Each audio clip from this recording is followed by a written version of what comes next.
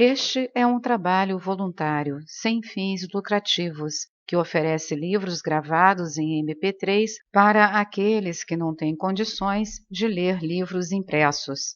Para ouvir este e outros livros gratuitamente na íntegra, acesse nosso canal e leia as instruções na aba Sobre. Este livro foi gravado para uso exclusivo da pessoa com deficiência visual, não podendo ser comercializado de acordo com a Lei nº 9.610, de 19 de fevereiro de 1998. Aforismo 104. Disseram-lhe: Vinde, vamos hoje orar e jejuar. Respondeu Jesus: Que falta cometi eu, em que ponto sucumbi? Mas, quando o esposo sair do seu tálamo nupcial, então oraremos e jejuaremos. Por entre as linhas destas palavras, adivinha o clarividente a grande e quase ignota verdade do sofrimento crédito. Evidentemente, os que fazem o convite para a oração e jejum só conhecem sofrimento débito. Pela oração e pelo jejum, querem eles pagar o karma dos seus pecados e convidam o homem sem pecado, Jesus, a se associar a essa expiação. Jesus, porém, lhes faz ver que ele não necessita de pagar débitos, e apesar disto, sabemos que ele orava muito e jejuou 40 dias e noites consecutivos. Por quê? Evidentemente, não para pagar débitos, nem próprios nem alheios, tanto assim que a Epístola aos Hebreus afirma explicitamente que Jesus sofreu como nós, embora fosse sem pecados. As nossas teologias inventaram que Jesus sofreu para pagar débitos dos nossos pecados, quer dizer que sofreu para pagar débitos alheios. Ele mesmo, porém, nada sabe de um sofrimento punitivo, só conhece sofrimento evolutivo.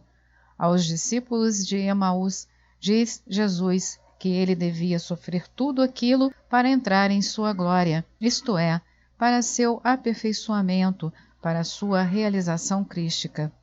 No texto presente, afirma ele mesmo: ele vai orar e jejuar quando vier o esposo, quando ele tiver anseios de maior cristificação e entrar numa glória ainda maior do que aquela em que já estava. A ideia da evolvibilidade e evolução de Jesus sob os auspícios do Cristo vai através de todos os livros sacros, embora seja quase totalmente desconhecida nas teologias eclesiásticas. A vida eterna não é uma meta final, mas sim uma jornada em perpétua evolução. Aliás, nenhum finito pode coincidir com o infinito.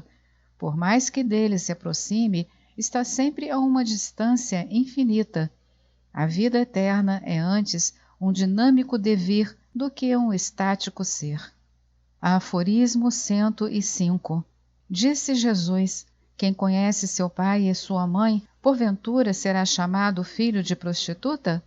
Quem se conhece apenas como um ego humano, gerado legalmente por um homem e uma mulher humanos, é chamado filho legítimo, embora não conheça, talvez, a sua verdadeira filiação ou emanação divina. Filho legítimo é somente o homem que nasceu pelo Espírito. O que nasce da carne é carne. O nascimento carnal é pseudo-nascimento, um nascimento ilegítimo. Os que recebem em si o Cristo, escreve João no seu Evangelho, recebem o poder de se tornarem filhos de Deus. Os que não nasceram do desejo do varão, nem do desejo da carne, nem da fusão de sangues, mas de Deus. Estes Cristo concebidos e cristogênitos é que são os filhos legítimos de Deus. Nossos pais só puderam revestir de roupagem corpórea o nosso espírito, mas não são os autores da nossa alma, que é emanação de Deus. Aqui volta o Evangelho segundo Tomé a falar de Deus como pai e mãe. Somente o homem que se considera como filho do Deus Pai e Mãe é que é um filho realmente legítimo e herdeiro do reino de Deus. Mas quem se identifica com seu ego humano que recebeu de seus pais materiais, esse não é filho legítimo perante Deus. Aforismo 106. Disse Jesus: se de dois fizerdes um, então vos fareis filho do homem.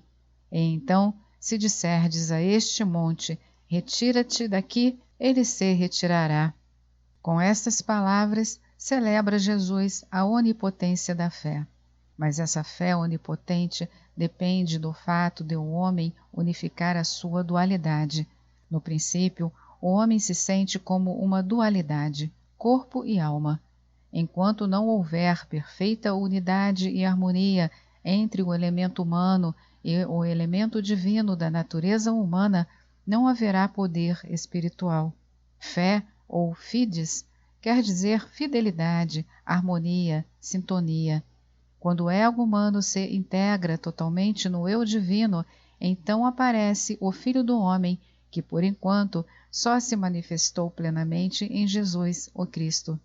E então será o homem assim cristificado, senhor de todas as forças da natureza. Toda a nossa impotência vem da nossa falta de unidade. A nossa dualidade heterogênea é o motivo da nossa fraqueza. Pela fé, nos fidelizamos ou harmonizamos com as forças cósmicas do infinito, e então toda a nossa impotência culminará em onipotência. Aforismo 107. Disse Jesus: o reino é semelhante a um pastor que tinha 100 ovelhas. Uma delas se extraviou, e era a maior delas. Deixou as 99 e foi em busca daquela única até achá-la. E depois de achá-la, lhe disse: eu te amo mais do que as 99. Nesta parábola continua o pensamento central do texto anterior, que é também a quintessência de outras parábolas, como a do filho pródigo e a da dracma perdida e achada. Deus ama mais um ser conscientemente realizado do que um ser apenas realizável. A criatura criada é obra do Deus Criador, mas a criatura criadora é obra do Deus Criador e no homem criativo. Os 5 ou os 2 talentos que a criatura recebeu do Criador se transformaram nos 10 e nos 4 talentos da criatura criadora. Aqui, como alhures, temos outra vez a apoteose da evolução criadora, como diria Bergson. E para que possa haver evolução criadora, deve haver a possibilidade do contrário. A criatura deve ter a possibilidade de uma involução para ter o poder da evolução. Deus tanto ama a criatura criadora que até permite a possibilidade de uma criatura descriadora. Tamanha é a grandeza de um homem realizado que Deus até permite o contrário, um homem temporariamente desrealizado.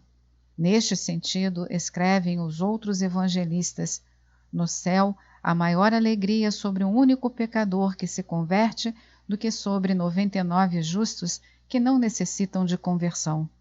Para não haver estagnação acósmica, mas sim evolução cósmica, Deus até permite involução anticósmica, porque Deus é pura atividade, que não permite passividade. Se o homem, podendo ser ante Deus, se torna pró-Deus, então é ele objeto do mais intenso amor de Deus.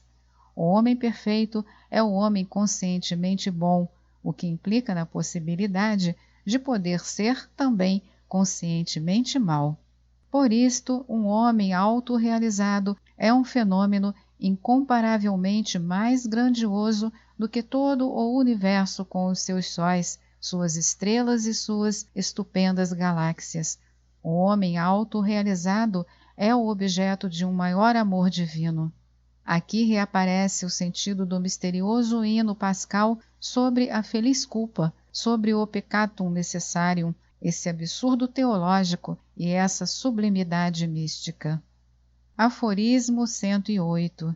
Disse Jesus: quem beber da minha boca se tornará como eu, e eu serei o que ele é, e as coisas ocultas lhe serão reveladas. Palavras como estas visam unicamente os iniciados. Que quer dizer beber da boca de Jesus? Não é sorver as palavras do Mestre e assimilar o Espírito do Cristo? E se o discípulo se cristificar totalmente, não será o Mestre como o discípulo e o discípulo como o Mestre? E não poderá o discípulo dizer: as obras que eu faço é o Mestre que as faz em mim? Quem entra na consciência cósmica sente-se totalmente uno com Deus, uno com os homens, uno com todas as criaturas do universo. A ilusão das diversidades vem da ego-consciência, a verdade da unidade é da cosmoconsciência. Quando a cosmoconsciência ou Cristo-consciência desperta no homem, o homem se integra no todo da divindade, sem diluir a sua individualidade humana. O verdadeiro nirvana não é uma diluição ou dissolução do homem em Deus, mas uma perfeita integração individual na divindade universal. É uma eternização do homem no eterno. A consciência cristo-cósmica é uma invasão da alma do universo na alma do homem, o que só acontece quando o homem se torna cosmo-invadível, realizando em si uma perfeita ego-vacuidade em face da cosmoplenitude. Segundo leis infalíveis, onde há uma vacuidade, acontece uma plenitude. Neste sentido, diz Jesus, de mim mesmo eu nada posso fazer. Quem faz as obras é o Pai que está em mim. E então todas as coisas ocultas anteriormente serão manifestadas ao homem. O homem Cristo cosmificado se torna onisciente e onipotente por participação. Entretanto, nada disto é dizível, nem mesmo pensável. A verdade suprema habita no eterno silêncio do terceiro céu, onde Paulo de Tarso ouviu os ditos indizíveis. Aforismo 109. Disse Jesus: o reino se parece com um homem que possuía um campo no qual estava oculto um tesouro de que ele nada sabia. Ao morrer, deixou o campo a seu filho, que também não sabia de nada. Tomou posse e vendeu o campo, mas o comprador descobriu o tesouro ao arar o campo. Tesouros espirituais não são transmissíveis de pai a filho. O tesouro espiritual só pode ser descoberto quando se ara devidamente o campo, atingindo as profundezas ocultas do ser humano. No presente estágio da evolução humana, só é transmissível de pai a filho a faculdade mental, mas não a experiência espiritual. A experiência espiritual é uma conquista da consciência individual de cada um, e não um patrimônio racial. Homem espiritual não gera filhos espirituais. Por vezes, até acontece o contrário, que um santo tenha filhos celerados. A faculdade mental já é um patrimônio humano tão antigo que ela é transmitida automaticamente de pai a filho. Não o grau da intelectualidade, mas a simples faculdade intelectual. Isto indica que a intelectualização do homem já vem de eras remotíssimas, ao ponto de serem os genes e cromossomos afetados por essa faculdade. Por enquanto, cada indivíduo tem que arar o seu próprio campo humano para descobrir o tesouro oculto que existia também nos antigos possuidores do campo, mas não foi descoberto e devidamente conscientizado por eles.